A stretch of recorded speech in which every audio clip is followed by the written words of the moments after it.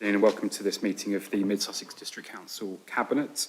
For the benefit of the members of the public watching the live stream, I'm Councillor Jonathan Shedwards, the leader of the Council. On my right and in front of me are fellow members of the Cabinet. To my left are members of the Officers Management Team who will be supporting this meeting and providing advice. We'll start off with item 1 to receive declarations of interest from members in respect of any matter on the agenda. Are there any declarations, colleagues? There are no declarations, thank you. Item 2 to receive apologies for absence. We have received apologies from Councillor Norman Webster, which are noted. Item 3 to confirm the minutes of the previous meeting, which was the 20th of December. If I can invite members to use the voting buttons to confirm whether they are happy that that set of minutes is a correct record of that meeting, please.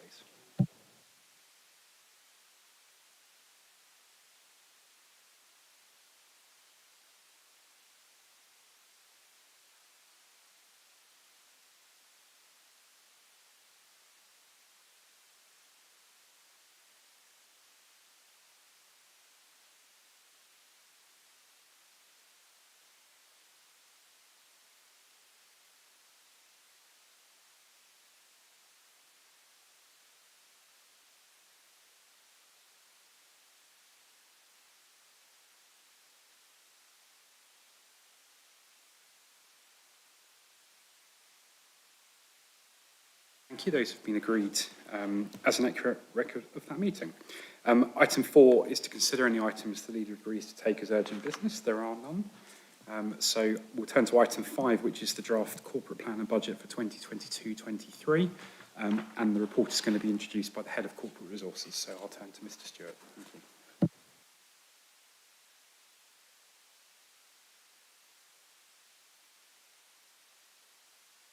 Thank you, Chairman. This report follows on from the scrutiny meeting in January, where we've now had some updates from the final settlement to bring before you today. There are also a couple of other minor amendments, as the report suggests, I would say, at one of the earlier paragraphs. The first thing to mention is actually that paragraph 6 in the report actually does look as though it needs firming up, because paragraph 15, of course, mentions that car parking income is being brought into account, whereas paragraph 6 says it's only likely. I should confirm that we have brought the car parking income, the forecast parking income, into account for the next year's budget in the sum of £350,000. That's a welcome addition to our income. The next thing to mention is that the non-domestic rates pool in paragraph 16 has now been firmed up as well.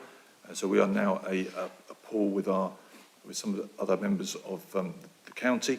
Now, we don't think that will have any effect at all on the Mid-Sussex finances.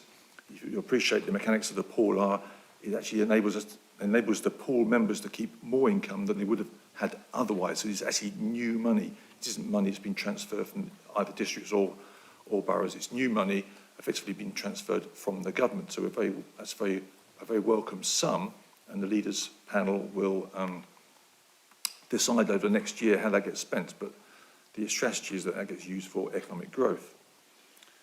The other thing to mention is that we have had an approach from the County Council to replicate both the 2021 and 21-22 council tax relief hardship scheme, whereby the county are willing to put in 90% of the 100% needed to replicate that scheme in the next year, 22-23. And generally speaking, that means at £150 per bill goes back to, it's knocked off the council tax bill of those cases, people who are in receipt of council tax reduction. It's a very welcome act by the County Council, I feel. So that's the revenue side. So we are ready to go to Council, if you are agreeable, on the 2nd of March with a slightly less imbalanced budget, so a reduced call on reserves than we were predicting. So again, very welcome. And the only other thing to mention, Chairman, is a change to the capital programme. It's actually in the report here. I mentioned it just for completeness because it's a change from scrutiny. It's in paragraph 28. I mean, I know officers have been working hard to bring these parks improvement plans forward, and as you'll see from the papers, the actual papers that went to scrutiny, there are 2 parks already going to benefit from this. I think Mount Noddy is one of them. I think Hemsley's in the north of districts is another. This paragraph 28 proposes the start of a large project with maybe a smaller start in next year, 22-23, so a £326,000 scheme, as it says, to do a new play area and finally revisions to the boundary of the South Road. And as more money comes through, that project will get extended and we'll bring reports to budget management to authorise that expenditure. But again, I'd use this phrase again, a very welcome addition to the capital programme, Chairman. Thank you. Thank you very much, Mr. Stewart, and welcome indeed. And that £150 additional hardship payment on the council tax reduction scheme, of course, in addition to the £150 that's coming back from government as well to help people with the cost of living. So pleased that we can play our part with the county council in helping fund that. We know the cost of living is going to be a real challenge for many of our residents and households in our district over the coming months, and so that I'm sure will play a small part in helping. Firstly, just in terms of my comments before I come to colleagues, I'd like to thank members of the Scrutiny Committee for their consideration of the draft budget, and I'm sure colleagues will want to pick up on some of the points that members have raised relevant to portfolios. This is, I think, a good, strong budget that's responding to the challenges we know as we come out of the pandemic, trying to get the budget back into balance over time, while also providing the support we need to give, particularly to our leisure centres, which we know are having to run at deficit at the moment. And so I think it is really important that we're continuing to be able to do that. But alongside that, as Mr. Stewart's alluded to on the capital programme, significant investments over the next year and taking forward projects that are going to be really important for our community. I think the Centre for Outdoor Sport, for example, is going to be really key, biggest investment in outdoor sports in our district in a generation as a result of the work we're doing with Homes England, and indeed the Parks investment programme, a really good example of how we're still being able to improve the things that our residents want to enjoy in their communities. And I think people throughout the pandemic have really used their parks and seen them as a bit of a sanctuary. To be able to be bringing forward proposals to improve quite a number of our flagship parks in the next financial year and a couple after that as well, I think is a really positive sign. I know members will welcome the projects that we've got for the next year in East Grinstead, Peace Pottage and Haywards Heath and other parts of the district to follow. I'm going to open the floor up now to Cabinet colleagues for their comments as well. So Councillor Hillier first. Thank you, Leader. I wasn't expecting the County Council to be mentioned quite as much as it was by Mr. Stewart. In light of that, I should declare that I am a County Councillor. However, the comments that Mr. Stewart made actually were ones that I was going to welcome as well, in terms of the parking and obviously in relation to the economy. I think the business rates pool incentive is really, really useful. I think we've done a fantastic job at this council supporting the local economy, and I look forward to details of emerging how we might spend that pool. And as a Haywards Heath town councillor, or former town councillor and a Haywards Heath councillor, I'm extremely pleased to see that the aspirations of local councillors in relation to Victoria Park coming forward. I think it's an excellent bit of news. Thank you. Thank you, Councillor Hillier. Councillor DeMere. Thank you, Chairman. Hi, thank you. Thank you, Mr. Stewart. And it's good to see that it's looking better than we had feared. Great news about the West Sussex £150. That's brilliant news. And also, as the Chairman has said, my thanks to the Scrutiny Committee on these. Couple of questions. The business rates pool, I know just how good it is because, of course, our wonderful full fibre project has benefited from a lot of this money.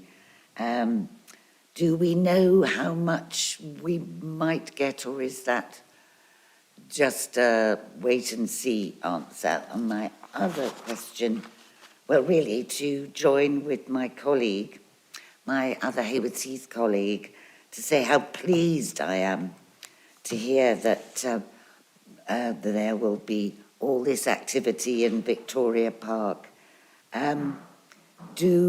Is it a case of waiting for further monies before further works can be done, or do we know that they are on their way? Thank you.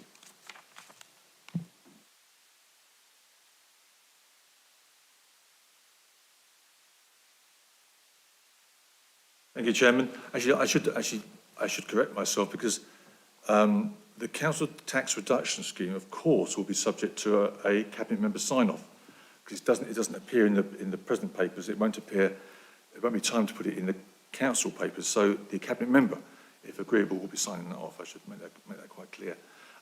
The two things then. The pool. I think we did mention a figure of £5 million across the whole county, and one will remember maybe 2 years ago, we had a pool we were in before, and because of the way the maths worked at that time, and the fact that also Crawley was doing very much better than it is now, was that we actually managed to keep £19 million back from the government in that sense.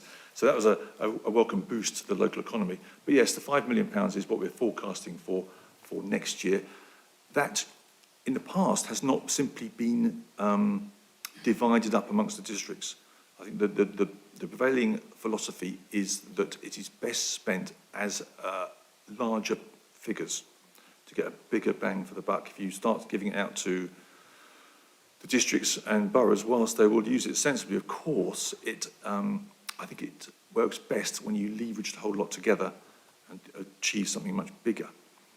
And then I think the last one was about the capital scheme. I think the reason for bringing it forward gradually is because, of course, we can only really spend the money gradually. We're not really set up to spend millions of pounds on a park all in 1 year. So it will come across over a period. But we are endeavouring to use Section 106 monies. I mean, people have accepted the housing on the basis that they will benefit from Section 106 monies towards a range of services. And this seems like a very good service to use. So as the money comes through, we will spend it on the park in this instance. Thank you, Chairman. Thank you. Councillor Balsey.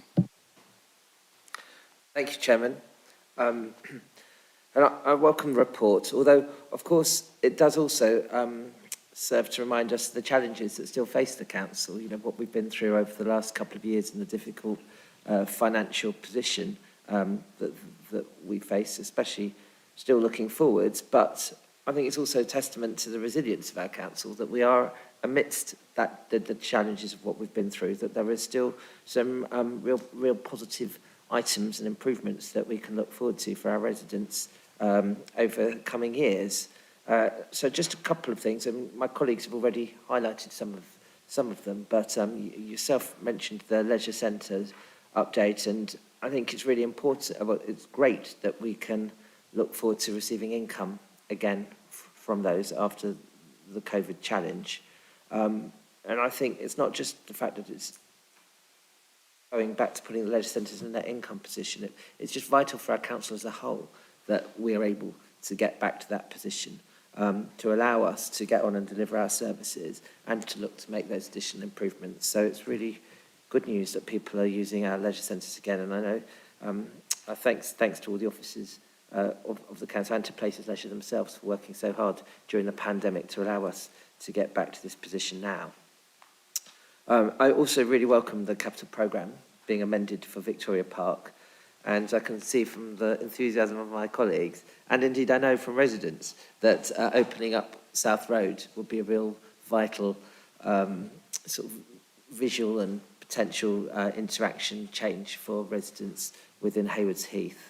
But it's not just Haywards Heath, this is just the first tranche of the park investments, and we've got parks all across mid-Sussex which we're working on. I think you mentioned some of them, but we've got Peace Pottage, East Grinstead, and of course St John's Park in that first tranche of park investments. Many of those will start this year. And in addition to that, we've already got the next tranche of parks already being worked and consulted on, and many residents will have taken part in those consultations. Some very exciting opportunities for improving our leisure space. And that's in addition to regular playground upgrades and improvements, which we get on and do and make very positive differences to young people's lives in our communities. Now, I just wanted to finish by, because many of our parks also include sports pitches, and it's important that we continue to invest in those. And I hope we will look to support our sports clubs in their ambitions. I know we will through things like the Centre for Outdoor Sports, but Mount Loddy's got pitches, as St John's Park has pitches, and there are many other areas and pitches that we can help support across the district. And I look forward to working with our sports clubs and communities and council officers to try and make sure that we deliver on their ambitions, as well as those for the wider playground and park facilities. Thank you. Thank you, Councillor Bassey. I concur entirely, and of course, all of those projects come forward when they're ready as well, don't they? So it's not just about this budget process, but the updates to the capital programme that we continue to bring forward during the year as we take those improvements forward. So I completely concur with your comments.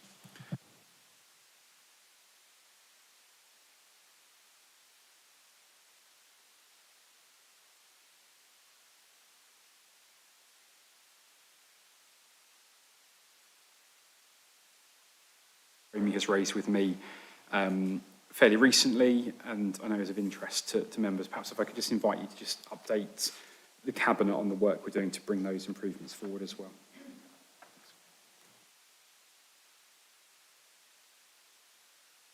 Yes, thank you, Chairman. We have become aware that there is a great deal of desire to improve the toilets at the Orchard Centre in Haywards Heath. And for members who have visited those, they will probably find them substandard, to put it mildly. And there's been a long-standing issue because we have a desire ourselves to regenerate the Orchard Centre, and of course we haven't wanted to invest in those conveniences for fear of basically wasting money by tearing them down while we do the regeneration. So we have been looking recently, very recently I should say, at a sort of plug and play type arrangement where one cranes in a changing places toilet, which I understand are very popular and were very well received, into a space behind the orchards. Whether we're going to take down the present toilets or not, I don't quite know yet. I mean, for speed, it'd be better not to. So what I'd propose, Chairman, is to bring forward a short report, maybe a cabinet, which I think was on the 13th of March. It gives us just about a month to do that. And then come back to council, I think on the 27th of March, if that's okay. I mean, that seems quite a speedy project to get going, on the understanding, of course, that we can simply crane something in. If we need to demolish or to get planning permission or that kind of, or those kinds of formalities, it may take slightly longer, but at least members then will see that the project has started or been initiated, at least, to use the terminology, and members can look forward then and residents can look forward to a new set of toilets at the orchards during the spring, early summer. Thank you very much for that, Mr. Stewart, and I know that will be warmly welcomed. And I think being able to get a changing places toilet into the town centre will be very much appreciated by residents for whom that kind of facility is really essential to their daily lives. So we'll look forward to that further report coming forward next month. I'll take members to the recommendations, which are on page 7 of the papers. I won't read them all out in detail, but for the benefit of the members of the public, essentially that we're recommending the budget and corporate plan and the proposed council tax and capital programme to the council meeting on the 2nd of March for approval. If I can ask members to indicate using the voting buttons, please.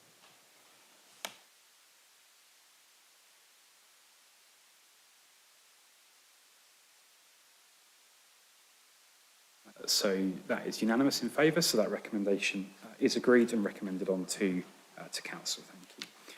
We'll turn to item 6, the budget management report for the current financial year, the progress report up till December. And again, I'll turn to Mr. Stewart, the Head of Corporate Resources, to introduce the paper. Thank you. Thank you, Chairman. Not a great deal to say to this report. You'll see there's quite a lot of detail in there. I think the headlines really are that, could I say there's a modest recovery taking place within the district. We are forecasting an overspend of some £314,000. That's in paragraph 3. I would say, I would caveat that by saying it could be slightly more because a lot depends. A lot depends on whether consumer sentiment carries on in its positive vein. You'll appreciate that if people use car parks, leisure centres, want to invest in their properties with planning applications, that requires positive consumer sentiment. That's what we're seeing right now. That's what I think we're seeing nationwide. But there are some adverse headwinds, I suppose you could say, not least around the price of energy, inflation, and when you get price inflation, you'll then possibly get wage inflation as well. So, and I have to say that the 2021-22 salary claim has not yet been finalised yet. Members will appreciate that some of the unions, I think it's 3 main unions, one has gone out to a vote and effectively lost it, and has no mandate for any action. I think 2 of the other unions have not yet gone out. So we're in a period really of some flux. Having said that, one hopes, if one follows the national lead, it does look as though we are approaching the end of the pandemic, and that may yet prove to be a very positive thing, both for people's health and people's finances, and therefore the council's finances as well. So I'd expect an overspend at least of £300,000. It could be more, but one hopes for the best in the future. In the report also, there's quite a lot of actually extra money coming in. The government's actually been very generous, I suppose one could say, with its new burdens, so where the council has taken on more work, then recompensed us with new burdens. And that is, effectively, that is unring-fenced income coming in, which you tend to put into specific reserves and then use for the purpose it was intended. But we certainly are not short of new burdens funding with which to assist with paying grant claims and such like. I'm happy to take questions, Chairman. Thank you. Thank you, Mr. Stewart, for that report. And as you say, positive things are going in the right direction, notwithstanding many of the challenges we know that continue to exist. And I think the report just outlines the way the council has sought to use taxpayers' money to support services, particularly our leisure centres, through some really challenging times. And that approach, I think, has been welcomed by our communities. I'll turn to members of the Cabinet for any comments or questions.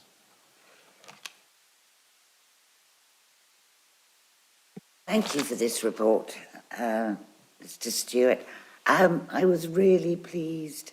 I know that you are being cautious, but I noticed from para 19 that our industrial estates rent is above target, and it's good to see. Hopefully this is the local economy coming out of COVID on a good crest of a wave. We can only hope that it continues. My other question, not really a question, but a comment, para 50, I'm wondering if, given that interest rates are going up, albeit rather slowly, would we see any difference in these targets going forward? Thank you.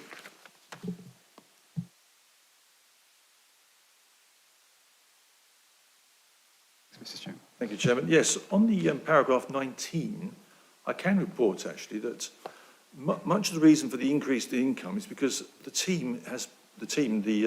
your staff within estates, we now have a full complement of staff. We have done for the last 6 months, and they are now going through all those outstanding rent reviews which have not been completed of late.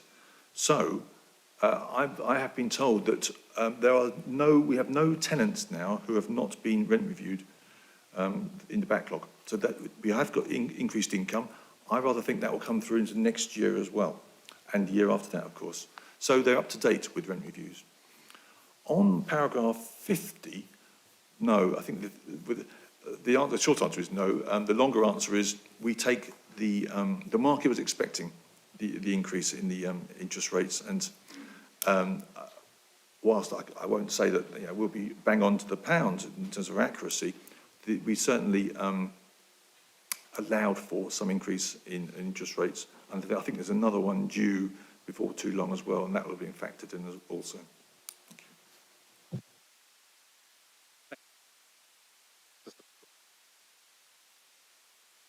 Yes, thank you, Mr. Stewart, for the report. I've just make a note mentally to welcome the inclusion of continued capital funding at a time when this council was severely strapped for money and having to delve into our reserves, and we've still managed to keep the purchase of the temporary accommodation, which is so important to those members of the public and our residents who find themselves, unfortunately, without a home, and owning these properties is a great advantage to us. So it's good that we keep that capital spending going. Thank you. Councillor Salisbury, quite agree. Councillor Demir, you wanted to come back. I was being a bit cheeky, really. All I was going to come back on para 19 was I hear what you're saying. Well done to the team for being up to date on their rent reviews. But the fact that all these companies are happy about it is still, I think my cup's still half full about our local economy. That was it. Well, I haven't got anyone else who's indicated to speak, so we'll go to the recommendations that are set out in detail on page 17. I won't go through them all, but they're all set out in our papers. If I can ask members to use the voting buttons to vote accordingly. Thank you.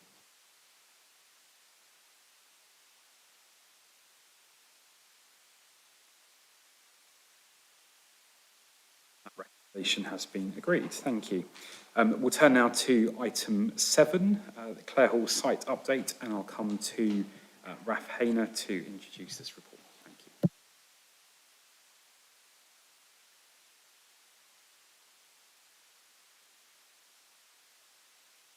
Thank you, Chairman. It'll be a rather short introduction.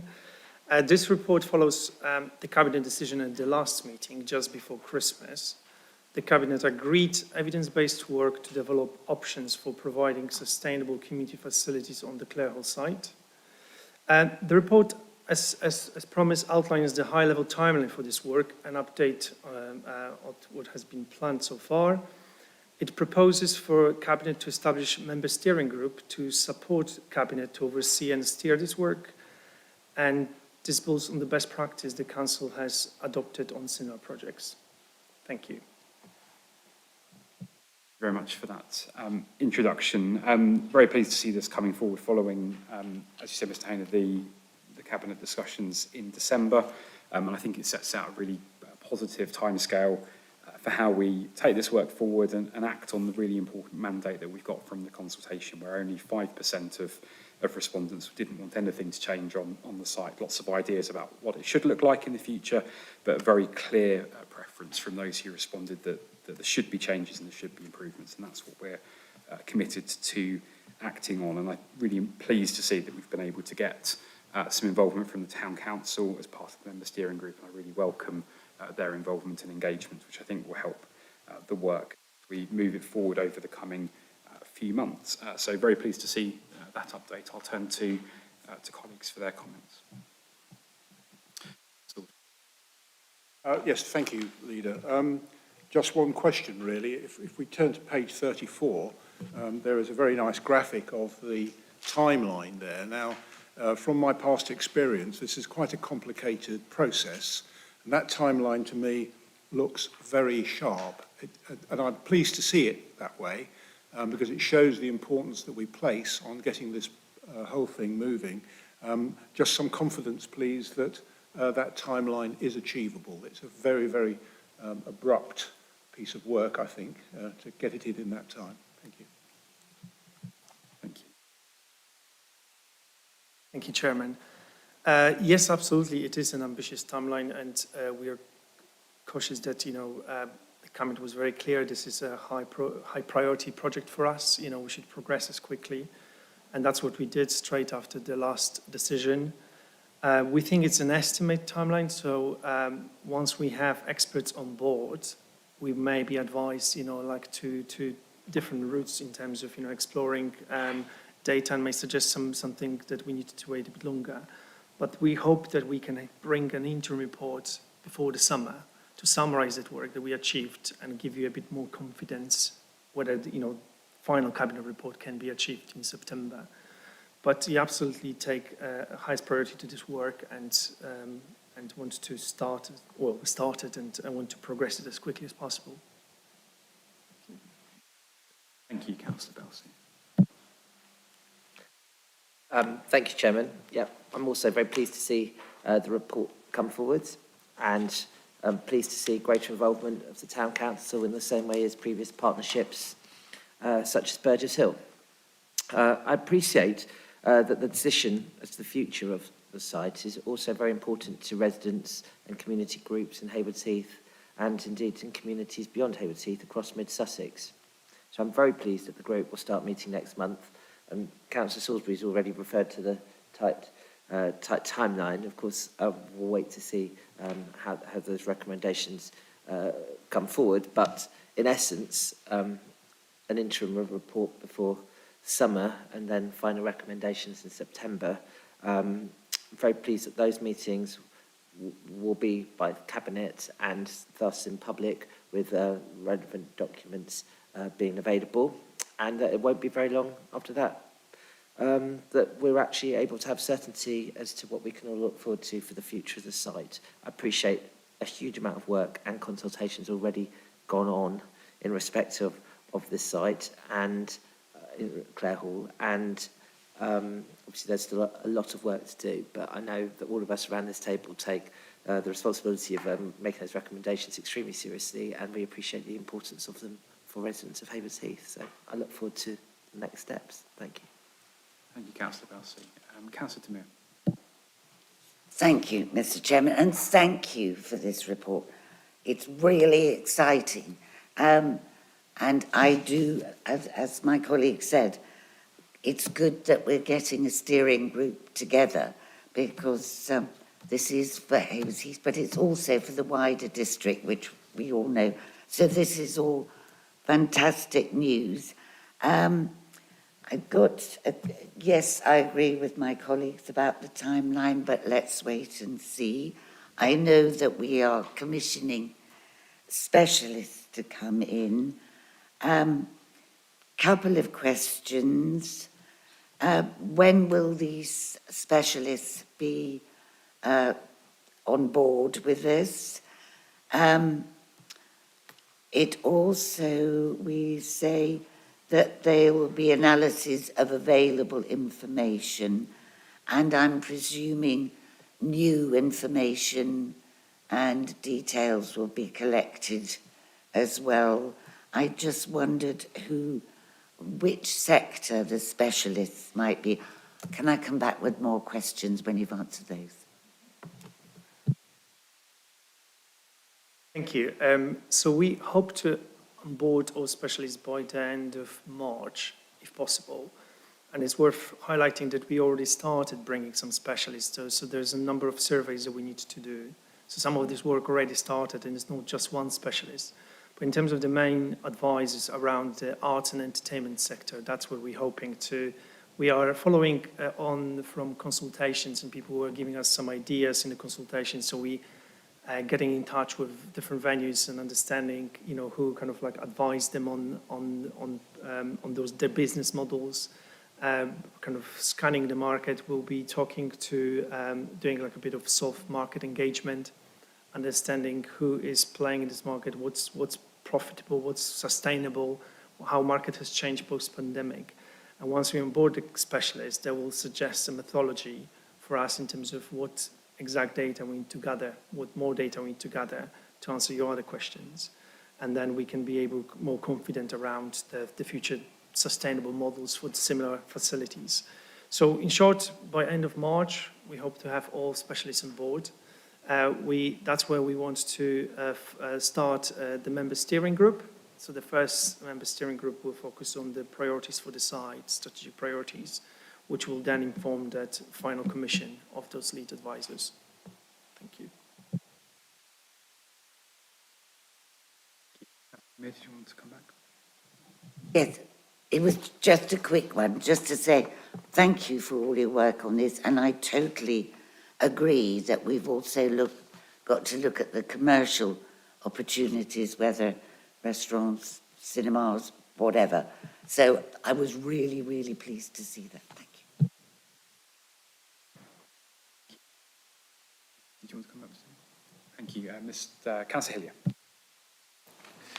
Thank you, Leader. I'll be brief. I only feel I should speak as a Hayward Heath councillor again. Actually, I want to endorse everything that Councillor Belsey said. I think he stated everything exactly as I see it. And also I think Councillor Salisbury's concerns over timing are valid, but I'm very pleased to hear the officers' response that they are going to press on. This is a really exciting potential for Hayward Heath and something that some of us have been wanting for a long time. So congratulations on what you've done. I'm delighted that officers following the Cabinet decisions have already started doing surveys. Please keep it up. Thank you. Here, and I agree with your comments. There's a big opportunity here for us to do something really good for the local area, and I think it's going to be really good to see that work progress rapidly. I'll turn now to the recommendations which are set out on page 33, and if I could ask members to indicate their vote on those, please.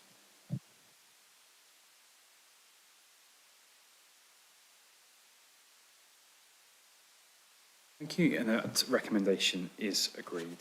That brings us to the end of this afternoon's Cabinet agenda. So I'd like to thank everyone for their attendance, and if I could remind everyone to just stay in their seats until the live stream concludes. Thank you very much.